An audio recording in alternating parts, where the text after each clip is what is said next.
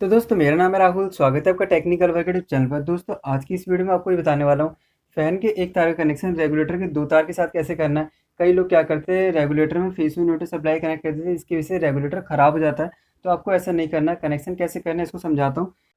अगर आपकी switch board में रेगुलेटर नहीं लगा, स्विच लगा हुआ है, तो आपको क्या करना है, नीचे कॉपर की वायर कनेक्ट रहती है, मेन सप्लाई को बंद कर लेना है और वायर को काट के स्विच को निकाल देना है और उसकी जगह रेगुलेटर को लगा देना है। देखिए यहाँ पर मैं रेगुलेटर को लगा देता हूँ।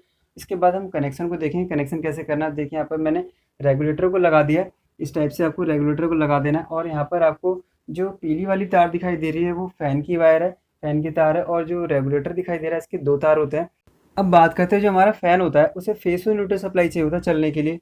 यहाँ पर हम पीले वाले तार से फेस सप्लाई तो कनेक्ट कर सकते हैं, बट न्यूट्रल सप्लाई कहाँ कनेक्ट रहती है उसकी बात करते हैं। ज़्यादातर क्या करते हैं, इलेक्ट्रीशियन वायरिंग करते समय न्यूट्रल सप्लाई को फ़ैन बॉक्स में कनेक्ट कर देते हैं। एक ही सिंगल वायर लेके आते हैं स्विच बोर्ड में, या फिर कभी कभार ऐसा भी करते हैं, स्विच बोर्ड में दो तार लेके आते हैं फ़ैन का। जो एक वायर है, आपको जैसे पीला वाला तार दिखाई दे रहा है, और दूसरी जो वायर है यहाँ पर जो न्यूट्रल सप्लाई होती है उससे कनेक्ट कर देते हैं। जैसे कि आपको यहाँ पर एक ब्लैक तार आपको जॉइंट होती दिखाई दे रही है, यहाँ पर न्यूट्रल सप्लाई जॉइंट कर देते हैं। तो जैसे कि मैंने बताया, अगर आपके स्विच बोर्ड में फ़ैन की दो तार आ रही हैं, तो दो में से एक तार क्या होती है, इस टाइप से जॉइंट रहती है न्यूट्रल सप्लाई से। तो जैसे कि आपको यहाँ पर ब्लैक वाली तार जॉइंट होती दिखाई दे रही है, न्यूट्रल सप्लाई इस टाइप से जॉइंट रहती है। या फिर किसी किसी स्विच बोर्ड में ऐसा भी होता है, जो आपको सॉकेट दिखाई दे रहा है, सॉकेट में जो ब्लैक वायर कनेक्ट होती दिखाई दे रही है, इसमें भी जॉइंट रहता है। और न्यूट्रल सप्लाई क्या होता है, डायरेक्ट इस टाइप से कनेक्ट रहती है, या फिर वो फैन बॉक्स में कनेक्ट हो या फिर स्विच बोर्ड में कनेक्ट हो, तो एक वायर इसकी कनेक्ट रहती है। और इसी के साथ जो फैन की दूसरी तार होती है, जैसे कि आपको पीली वाली तार दिखाई दे रही है, इसे हमें फेस सप्लाई देना होता है, जो कि हम इस रेगुलेटर से देते हैं। बात करते हैं इसके कनेक्शन का, कनेक्शन कैसे करना है। तो आपको जो रेगुलेटर के दो तार दिखाई दे रहे हैं, हमें क्या करना होता है, फैन रेगुलेटर के दोनों में से किसी भी एक तार को हमें फैन की तार से कनेक्ट करना होता है। अब इस पहली वाली तार को भी कनेक्ट कर सकते हैं, या फिर दूसरी वाली तार को भी कनेक्ट कर सकते हैं। तो यहाँ पर मैं पहली वाली तार को ले लेता हूँ। तो देखिए यहाँ पर मैंने फ़ैन की तार से इस रेगुलेटर की एक तार को कनेक्ट कर दिया। इस पे हम टेप लगा देते हैं। तो यहाँ पर देखिए, जो फ़ैन की तार थी इस रेगुलेटर की एक तार से कनेक्ट हो चुकी है। अब हमें क्या करना है, यहाँ पर रेगुलेटर को फेस सप्लाई देनी है, जैसे कि न्यूट्रल सप्लाई पहले से डायरेक्ट कनेक्ट होती है।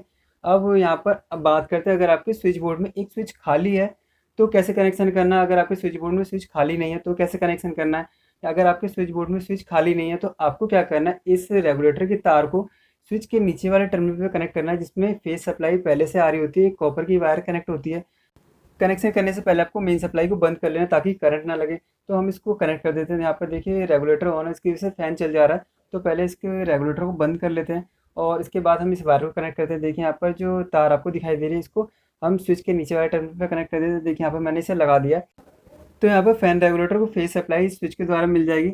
और जैसे हम इस रेगुलेटर को ऑन करेंगे, जो हमारा फ़ैन है उसको फेस सप्लाई मिल जाएगी, और जो हमारा फ़ैन है चलने लगेगा। तो इस टाइप से हमें कनेक्शन करना होता है, और नोटिस सप्लाई डायरेक्ट होती है, जिसकी वजह से हमारा फ़ैन चलने लग जाता है। तो चलिए एक बार चेक करते हैं। हमारा जो अभी फ़ैन अभी बंद है और रेगुलेटर ऑफ है। एक बार हम रेगुलेटर को ऑन करते हैं। यहाँ पर देखिए मैं इसे ऑन करता हूँ। देखिए यहाँ पर मैंने इसे एक नंबर पे कर, दो नंबर पे कर दिया, और जो हमारा फ़ैन है स्टार्ट हो चुका है, रेगुलेटर हमारा वर्क करने लगा। तो इस टाइप से कनेक्शन करना होता है। अब बात करते हैं, अगर आपके स्विच बोर्ड में एक स्विच एक्स्ट्रा खाली है, तब कनेक्शन कैसे करना है। तो यहाँ पर जो हमारा रेगुलेटर था, इसको हमने सप्लाई डायरेक्ट यहाँ पर स्विच के नीचे वाले टर्मिनल से ले रखा था। अगर आपके स्विच बोर्ड में एक्स्ट्रा स्विच खाली है, तो आपको क्या करना है, इस वायर को स्विच के ऊपर वाले टर्मिनल पर लगा देना है। जिससे क्या है, जब हम स्विच को ऑन करेंगे तभी सप्लाई रेगुलेटर को मिलेगी। तो इस टाइप से जब आपके स्विच बोर्ड में एक एक्स्ट्रा स्विच खाली होता है, तो आपको इस रेगुलेटर के वायर को स्विच के ऊपर वाले टर्मिनल से कनेक्ट करना होता है। अगर आपके स्विच बोर्ड में स्विच खाली नहीं है, तो आपको इस वायर को नीचे वाले टर्मिनल पे कनेक्ट करना है। स्विच के किसी भी स्विच के नीचे वाले टर्मिनल पे कनेक्ट कर सकते हैं। तो यहाँ पर देखिए, जैसे मैंने स्विच को ऑन किया, यहाँ पर जो रेगुलेटर है उसको सप्लाई मिल जाएगी। अगर हम स्विच को बंद करके रेगुलेटर को ऑन करते हैं, तो हमारा फ़ैन नहीं चलेगा। और जैसे ही हम स्विच को ऑन करेंगे, स्विच को ऑन करते ही रेगुलेटर को सप्लाई मिल जाती है। तो यहाँ पर देखिए, जैसे मैंने स्विच को ऑन किया, रेगुलेटर को सप्लाई मिल गई और रेगुलेटर हमारा ऑन है, हमारा फ़ैन चलने लगा। तो इस टाइप से कनेक्शन होते हैं।